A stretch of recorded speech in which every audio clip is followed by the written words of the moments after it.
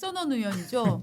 재산 70억 있는 주진우가 재산 2억밖에 안 되는 지금 김민석을 물고 늘어지느냐라고 지금 얘기를 하고 있는데 이거는 정말 논점이 잘못된 거잖아요. 뭔 소리예요? 주진우의 70억 재산이 그다음에 주진우 의원의 아들이 2005년생인데 예금이 7억 8천만 원이란다.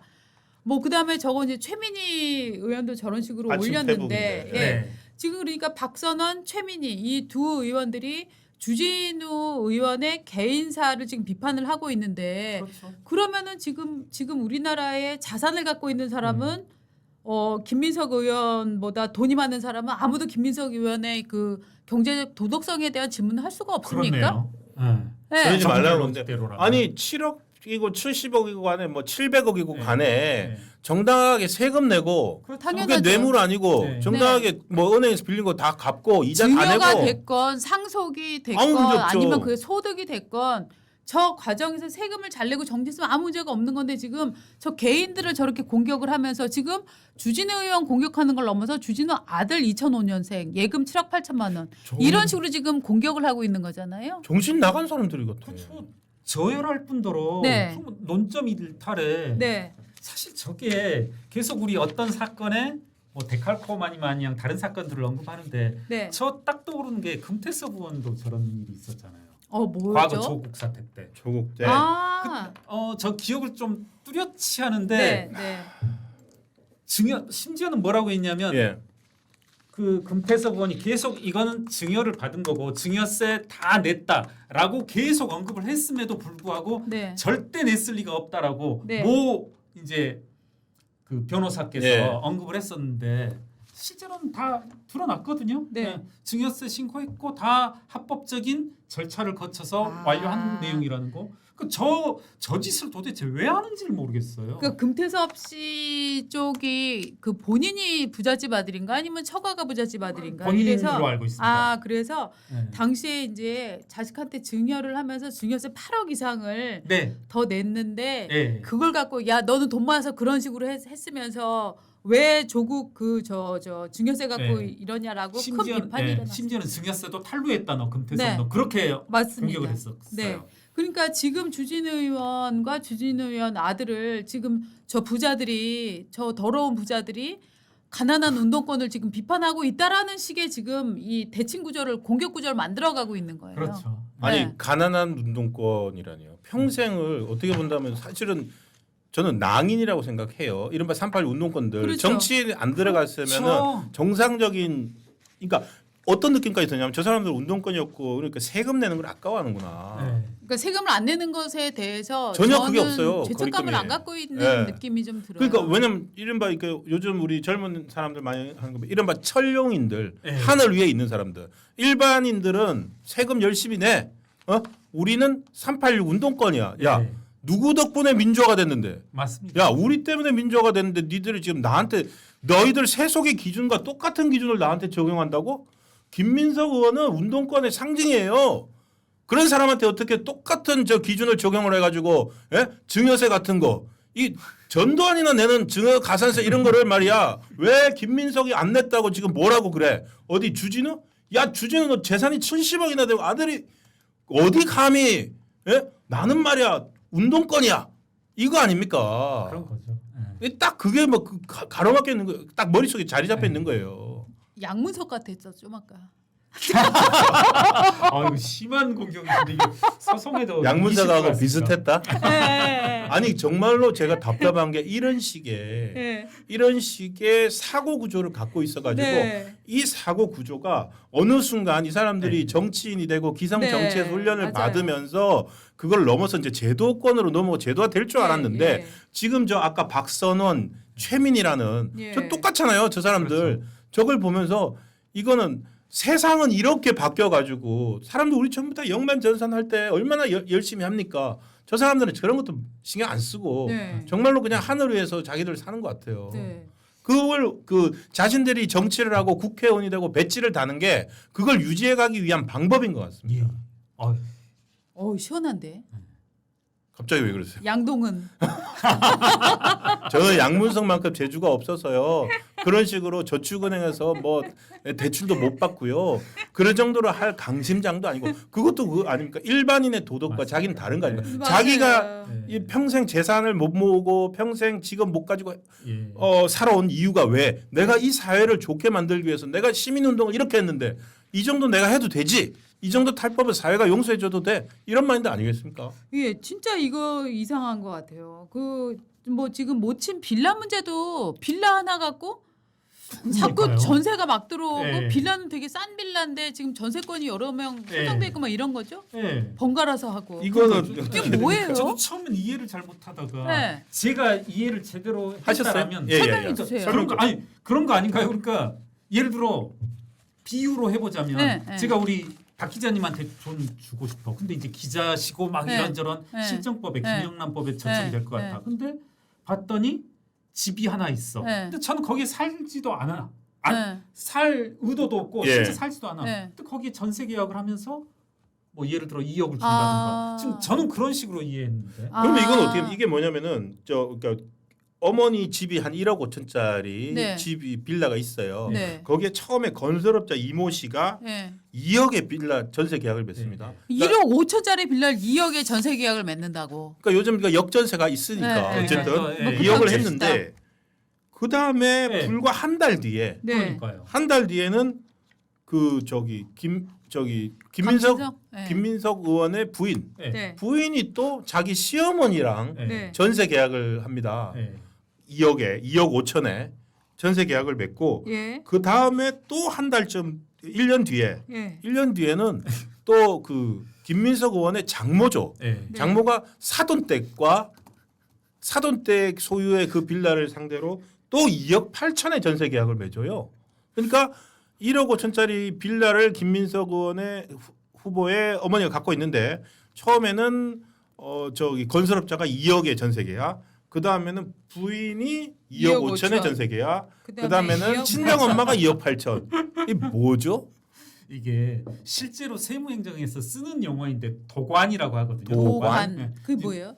뭐냐면 그냥 파이프라고 생각하시면 돼요. 야 너 빨대 꽂아 뭐 빨대라고 생각하셔도 되겠다. 아, 그 빨대가 빨대. 용어였군요. 네. 도관이라고 씁니다 실제로. 어. 이게 뭐냐면 그러니까 아까 보면은 11명 1억 4천도 비슷한 거죠. 응? 돈의 흐름의 명목을 만들어내는 거죠. 예. 나 이거 이러 하는데 나한테 돈이 생긴 건데 네. 이번에 그 추징금 다 갚을 건데 네. 그거 빌린 거야라고 하는 명목을 도관을 빨대를 아. 만들어내고 있는 거 아닌가라는 추측. 이것도 사실 이런 거래가 말씀하신 거래가 있을 수가 없잖아요. 그렇죠. 이 네. 집에서 무슨 수맥이 있나? 집에 무슨 수맥 있는 거 아니야? 돈이 어떻게 이렇게 아니 그리고 왜 사돈끼리 이런 전세 계약 같은 거를 그쵸? 계속 맺고 시어머니랑 그러니까요. 맺고 네. 이게 되게 이상하지 않아요? 2억 전세금이 일단 건설업자는 2억 전세금이 들어왔어요. 네. 아 이거겠다. 2억 전세금이 들어왔어요. 네. 2억 전세금이 들어왔는데 네. 며느리가 시어머니하고 새로 2억 5천 전세를 해요. 그럼 2억 5천이니까 이 받은 2억을 네. 일로 줘야 되나? 아니지 2억 5천을 시어머니한테 줘야 되잖아요. 네. 네. 전 이해를 받아서 포기했어요, 여기 진짜. 건설업자한테 나가는 건설업자한테 2억은 돌려주고 네. 여하튼 그러면 그 집에 그럼 며느리가 살았던 거예요? 며느리가 시어머니랑 전세 계약을 맺었으면 그거 확인해야 될 것 같아요. 그럼 그 집에 그러니까. 살았어야 네. 되는 거잖아. 그리고 처음에 지금 건설업자가 장모가 살았어야죠. 사돈이랑 2억 8천만 원의 전세 계약을 맺었으면 지금 그러니까 김민석 씨의 장모가 사돈의 집에 살아야 살고 되는 있어야 거잖아요. 되죠. 네. 그렇지 않으면 네. 어떤 경제적인 이익을 제공한 편법적으로 제공한 걸로 지금 봐야 되는 거잖아요. 그러니까 2억에 예를 들어 이게 모든 정상적인 뭐 한 달 단위, 1년 단위라 좀 그렇긴 하지만 네. 최초에 2억의 전세 들었고 그다음에 며느리가 2억 5천에 들어왔으면 며느리한테 2억 5천 받아서 네. 건설업자한테 2억 주면 되는 거예요. 그쵸. 나갈 때. 네. 그렇죠? 그러면은 이제 그 집을 가지고서 어쨌든 또 며느리한테 받긴 했지만 어쨌든 네. 1억 5천짜리 집으로 어쨌든 2억이라는 거를 현금을 불렸고 또 5천을 네. 전세금을 계속 높여가네요. 네. 그랬다가 또 2억 8천 들어오고 2억 5천 내주고 네. 네. 그럼 또 3천만 원이 네. 남으니까 네. 이 집을 하나로 네. 일종의 전세를 통해서 계속 목돈을 운영했다. 이 김민석 씨 어머니 같은 경우도 사실은 운동권에서 굉장히 이름이 높은 유명하신 분이에요. 분이라고, 예, 유명하신 왜냐하면 이제 아들이 네. 구속되고 뭐 이러고 네. 나서 그 아. 이후에 이제 구속자들 예. 운동권이 이제 구속자들 어머니들을 이끌면서 거의 정치적인 지주 같은 그러니까 그 가장 그 운동권 부모 세대로서는 가장 1세대 운동을 하신 그런 분이거든요.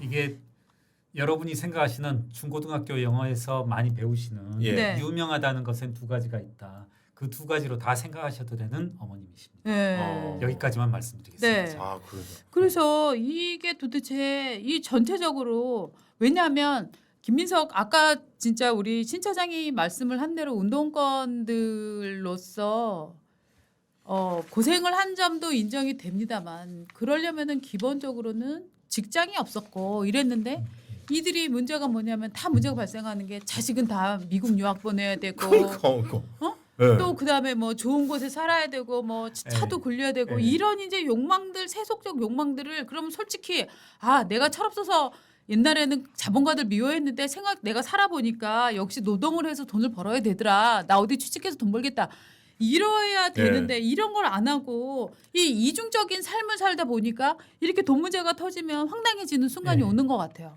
그렇죠? 그렇군요. 제가 네. 이제 예.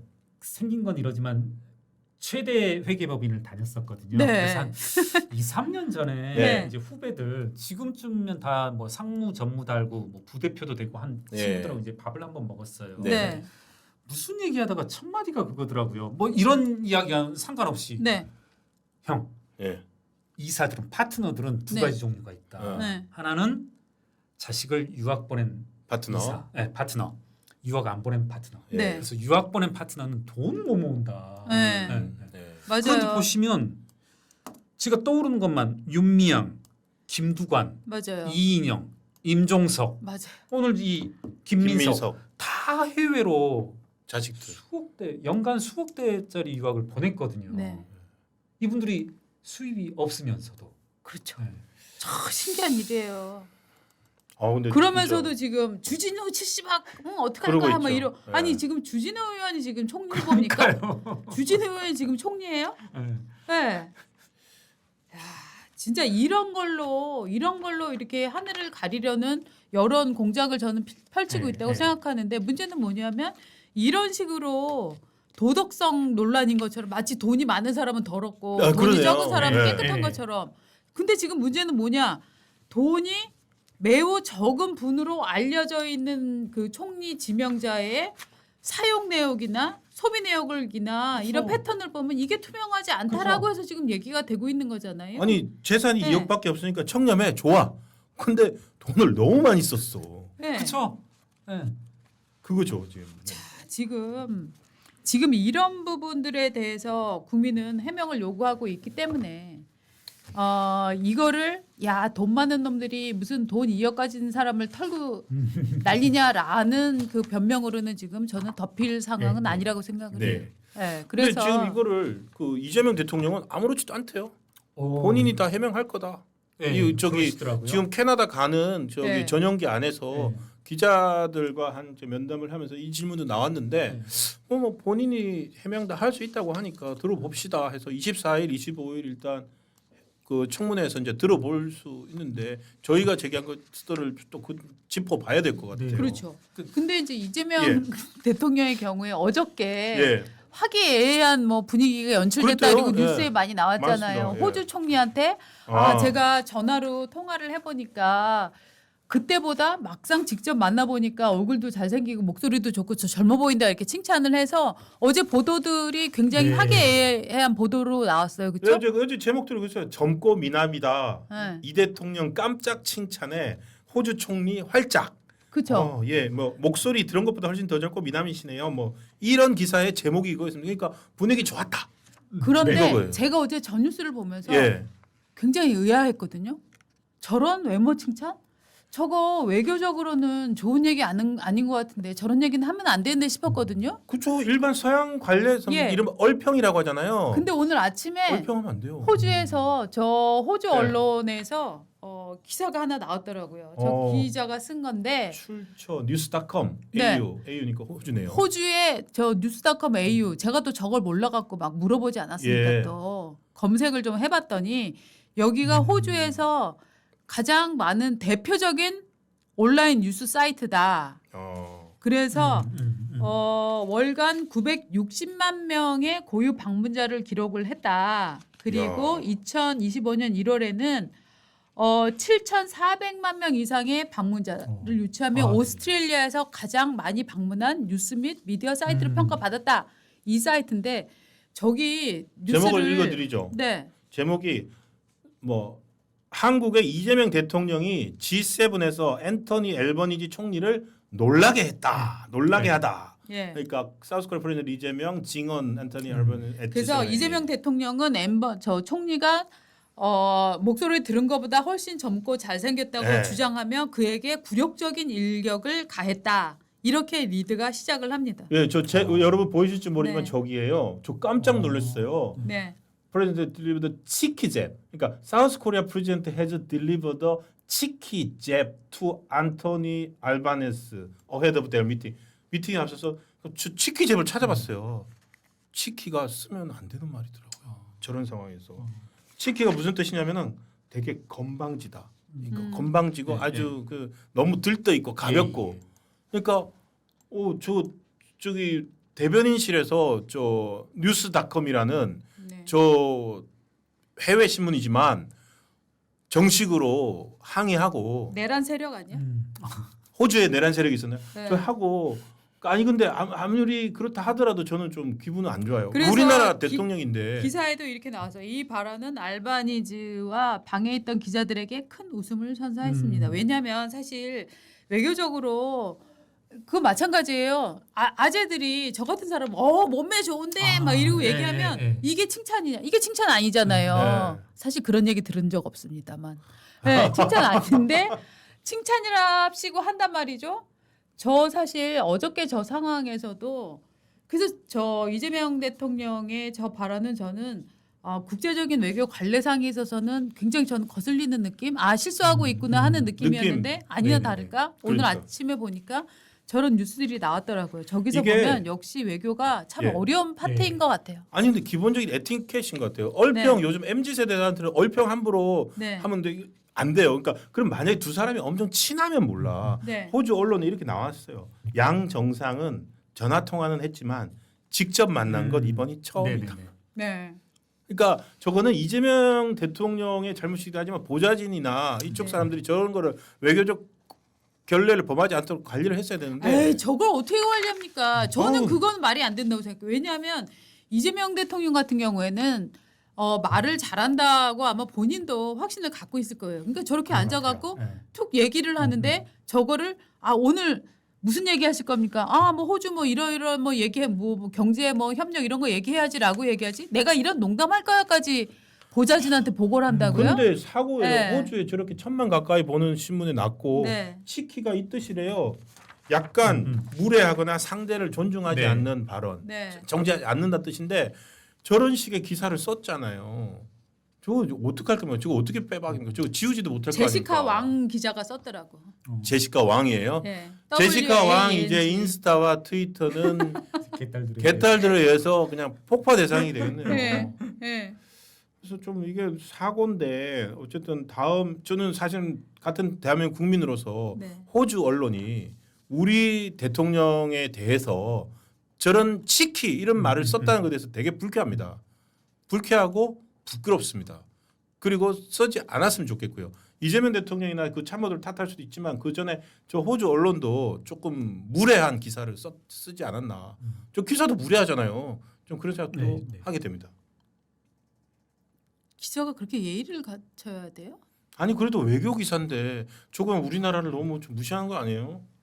저는 신 차장 의견이 잘 이해가 안 되는데. 네, 기자는 그러니까 사실은 저희는 네, 네. 통상적으로 쓸 수 있는 수준 아닌가요?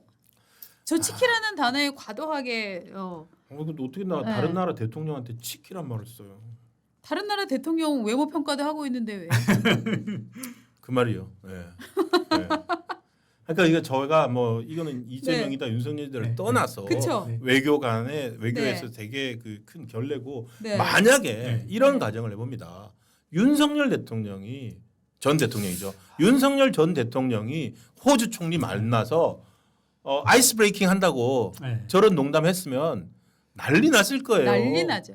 뉴스 네. 공장에 탁현민 씨 나와서 또 예, 오늘 아침에 난리 말씀하셨을 나죠. 거고. 지금 뭐 난리 났을 겁니다. 맞습니다. 그래서 한편으로는 이런 게 너무 또 참 기울어져 있다. 맞습니다. 반면에 저는 윤석열 전 대통령이든 박근혜든 이재명이든 어쨌든 저것은 호주 언론이 저렇게 하는 건 부적절하다 우리에 대해서 네. 라고 말씀을 드리겠습니다. 알겠습니다. 자, 지금 오늘 이 숫자 때문에 머리가 아플 뻔했는데 우리 회계사님이 나와서 아유. 쉽게 설명을 해주시니까 너무, 네. 이해가 좀 빨라졌어요. 네. 저는 꼭 아까 뭐랬죠? 순진한 뇌물, 순진한 진정한 진실한 채무. 진실한 채무. 채무. 그거 기억해야 될 것 같습니다. 네. 진실한 채무.